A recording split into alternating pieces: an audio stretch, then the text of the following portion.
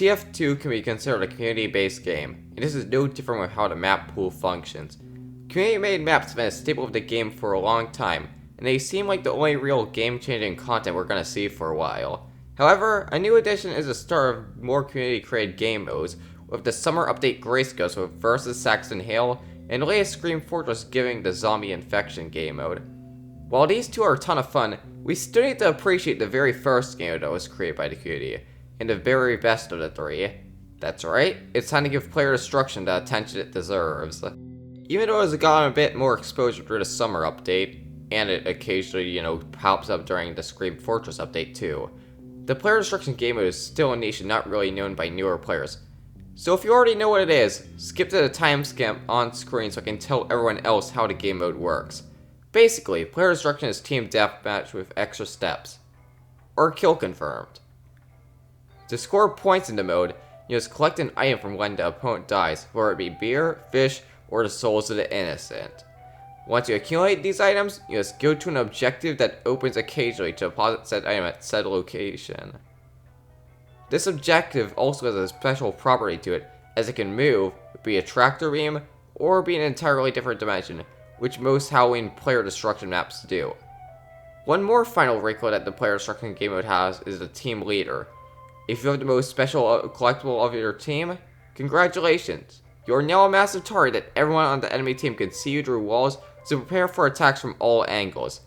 Thankfully, you're not completely helpless, as you are now a walking dispenser with a gun, as you regenerate health and ammo for yourself and your teammates that have the brain cells like, hey, wait a minute, health and ammo for protecting the top fragger is a pretty good deal. You got all that? Good. Let's talk about why this game is criminally underrated. Start with the overall freedom of the mode. TF2 is already a game that gives you a huge amount of freedom of how you play, and that's no different with the map design.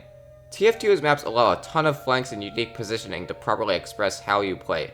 But there's one part that throws a bit of a monkey wrench in it, and no, it's not engineer or sniper. The objective almost always dictates where you go, for the most part at least. On payload, you need to push the payload if you want to progress.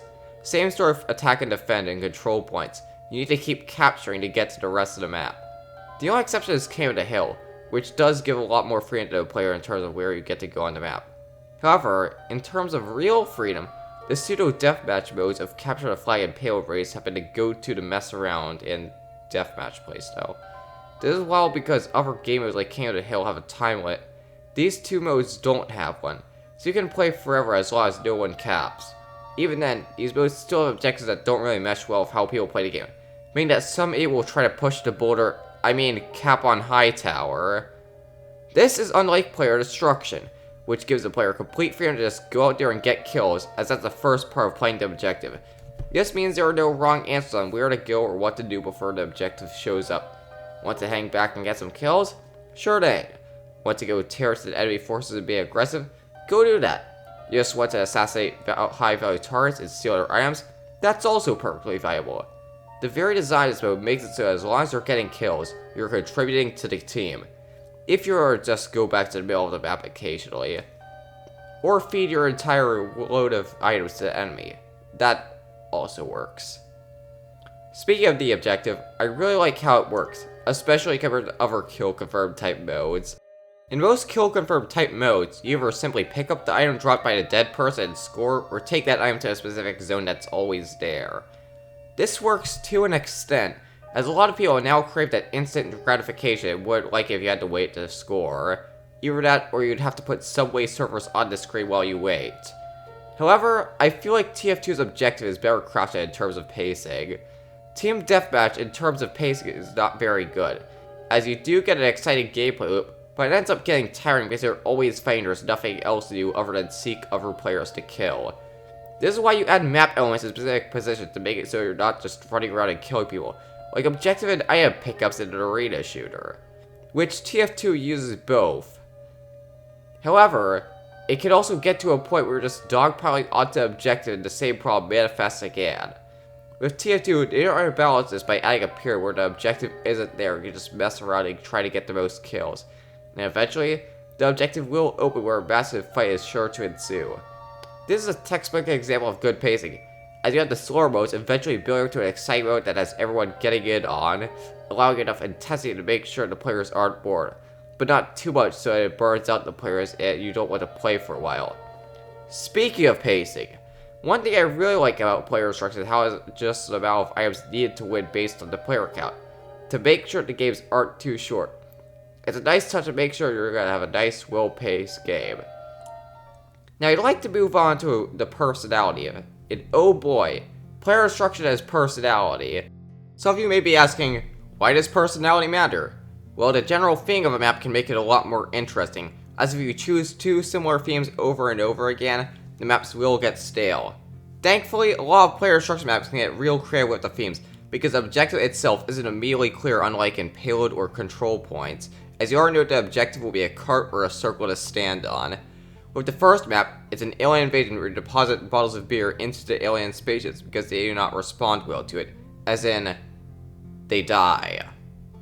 This is further contextualized through the map being a port town with a beer factory as the mothership looms above.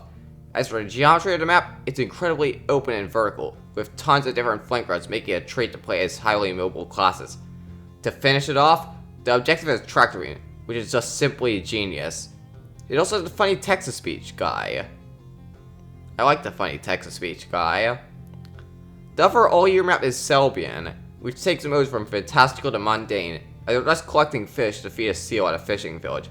And the map is a lot simpler and generally less flavorful, which isn't a bad thing. In fact, it might be my favorite of the bunch for a reason. The map design is a lot simpler too, going less crazy with verticality but being a lot more expansive with flanks. Overall, really like it, and it's my favorite addition to the summer update, besides versus Saxon Hill. However, a lot of player instruction maps are trapped in Halloween, which is bad because there's a reason I chose this time of year to make the video, but good in terms of how much more creative you can get. With Pit of Death, it's a clip-side map with a Pit of Death in the middle, hence the name. This pit also turns into a portal to the underworld during objective time, starting a trend that still continues today. It also did objective time combined with the witching hour, causing a rush for the objective and a rush for the spells. It's a cool idea. Too bad the map isn't too fun to play on due to how oppressive just defending the middle can be. How does someone make player instruction and spells unfun? That should be considered a crime. What is fun is Monster Bash, which is a gothic castle where we're trying to bring back Frankenstein's monster to life.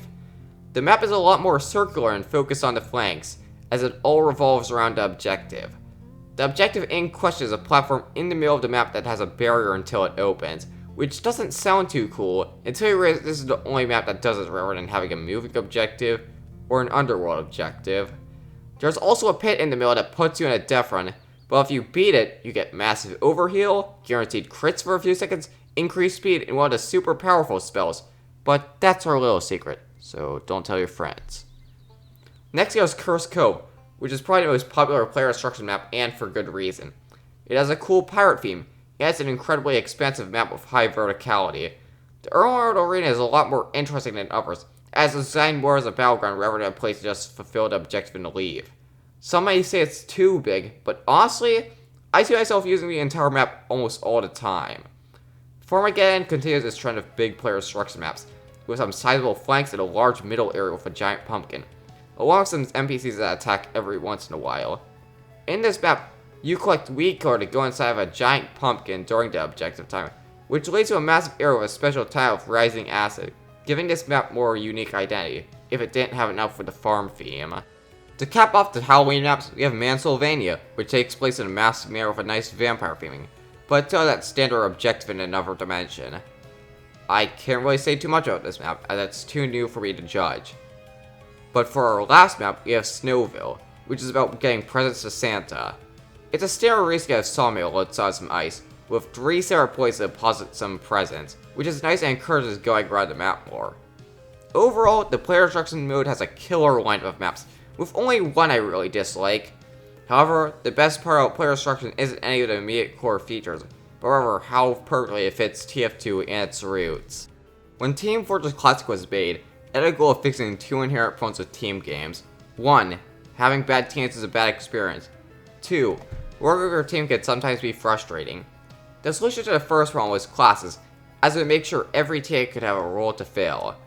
The solution to the second was less of a simple answer and more baked into various parts of the design, from the TTK, the class as it began, and and objectives. The game usually also tricks the players into unintentionally working with each other by offering selfish rewards, and generally doesn't take too much effort to coordinate. Player destruction furthers this even more with the team leader system, as a team leader usually would want to keep their advantage, and the teammates want heals and ammo, so they would naturally go to each other. Additionally, player destruction simply allows contributing to the team by simply getting kills instead of having to worry about taking space and capturing points and all that boring crap. Just kill everyone. You don't even have to go full monkey mode either. You can just hang back, get some passive kills, and hold on to your items to deposit later. Unless you become team leader and get jumped by an uber push, in that case, good luck. Again, it ties back to the element of freedom the maps have and the deathmatchy nature of it. I think it's fair to say player destruction is a very fun game mode. However, before we close this book, I'd like to look at the legacy of this mode, which still influences the game to this day, especially now. Player destruction, as mentioned before, was the first created game mode that was put into TF2, but implementing it wasn't so cut and dry. There was first a process for making the game mode, which was a process of trying to further improve the arena game mode. After that, someone decided to make a new map which is an experimental mode for the invasion update, which got in, however required official collaboration with Valve to make this a true new game mode instead of just an offshoot of robot destruction. If you want more details of this happening, there's a great video by Shawnick about it, so I'll just link it above. It may have been a struggle to properly implement, but paved the road for the rest of these maps. While Valve was making a bunch of their own gimmicky game modes that ended up being largely ignored, the community continues to cook up new creative games that continue to add to the experience. Unfortunately, these modes have largely been left to collect dust in the community servers.